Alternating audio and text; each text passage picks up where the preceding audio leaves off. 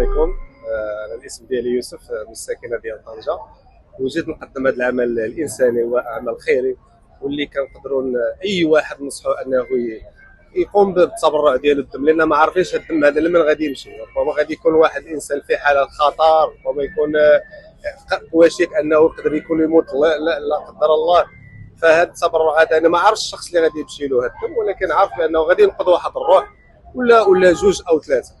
فهو عمل خيري وصدقه جاريه، ونتمنى من الله يتقبل منا ويكون خير لهذا السيد هذا اللي غادي ياخذ الدم.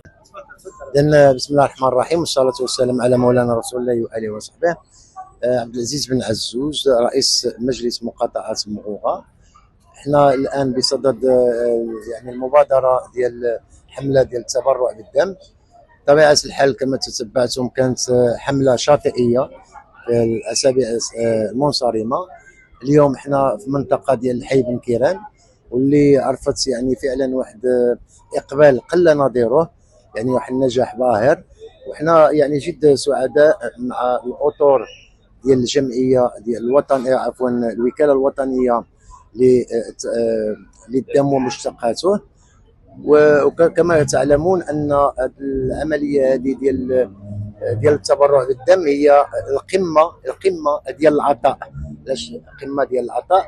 وان فيها واحد الصله ديال الاواصر، كتربط واحد الصله الاواصر المجتمعيه.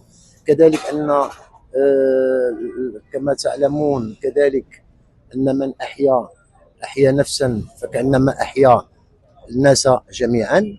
والمساله ديال العمليه هذه ديال التبرع كتبين ان المغاربه ما زال هناك خير وناس خيرين وخير طيبين، وفيهم يعني يمتلكون، ما زال يمتلكون المبادره ديال الخير.